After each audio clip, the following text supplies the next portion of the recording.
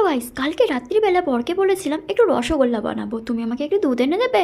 আমি তো ইয়ার্কি মেরেই বলেছিলাম। ও বাবা, বর দেখি সত্যি সত্যিই দুধ এনে দিয়েছে। আমাকে ওই উৎসাহ দিল, কেন করেই একবার দেখো না কেমন হয়। সব কিছুই তো করা হয়, তাই জন্য আর কি, বরের ইচ্ছা পূরণ করতে। তো প্রথমে ভিনিগার দিয়ে ছানাটা কাটিয়ে নিলাম। ছানাটা কাটিয়ে নিয়ে এখানে একটা সুতির কাপড়ে দিয়ে আমি ছানাটা ছেঁকে নিচ্ছি। আর যেহেতু ভিনিগার দিয়েছিলাম, অল্প একটু ঠান্ডা জল দিয়ে আমি ছানাটাকে একটু ধুয়ে নিয়েছিলাম।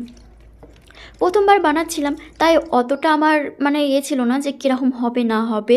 খুব উৎসাহের সাথে কি আনন্দের সাথে বানাচ্ছিলাম।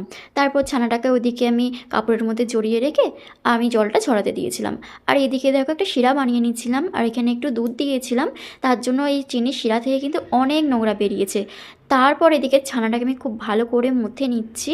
এখানে আমি দিয়েছিলাম এলাচ গুঁড়ো, চিনি আর অল্প একটু ময়দা, ব্যাস এটুকুই। আমি অবশ্যই এটা ইউটিউব দেখেই বানাচ্ছিলাম। তারপর এখানে আমার খুব ভালো করে মাখা হয়ে গেছে, আর এখানে আমি ছোট্ট ছোট্ট গোল গোল করে পাকিয়ে নিয়েছি। আর আমার বর দেখো এইটা বানিয়েছে, একদম ছোট্ট পাড়া। তারপরে কিন্তু বড় একটা বড় সাইজের বানিয়েছিল। তারপর এখানে আর একটা শিরা করছিলাম, যেই রসটাই আর কি রসগোল্লাগুলো ফুটবে, এই মিষ্টিটা একটু হালকাই ছিল। তারপর এখানে বলকটা যেই উঠেছে, তখন আমি সব রসগোল্লাগুলো এইভাবে ছেড়ে দিচ্ছিলাম। খুব ভয় লাগছিল জানো তো, কেমন হবে না হবে। দাদা, রসগোল্লা কত করে দাদা? কেন? তাহলে কি জন্য বানাচ্ছেন? আপনি বিক্রি করবেন না তো? আপনার বউকে দিতে হবে না? ক টাকা পিস বলুন? এত ছোট ছোট রসগোল্লা কত করে?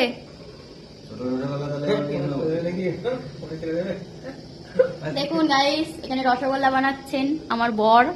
রসগোল্লা ফার্স্ট টাইম আমরা এক্সপেরিমেন্ট করতে চলেছি। রসগোল্লাটা কেমন হবে জানি না, তবে মনে তো ভালোই হবে। আপনারা কি বলেন, ভালো হবে তো? দেখুন, থেকে বলুন।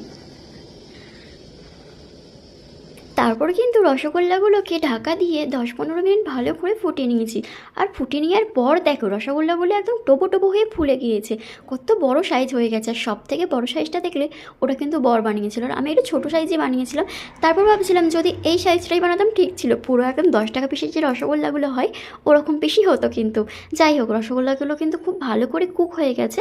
এখন কিন্তু এই রসগোল্লাগুলো আমি চিনির শিরার মধ্যে দিয়ে দেবো একটা একটা করে। এর থেকে তুলে যেই শিরাটা আমি আগে থাকতে বানিয়ে রেখেছিলাম তার মধ্যে এখন আমি এগুলো দিয়ে দিচ্ছি।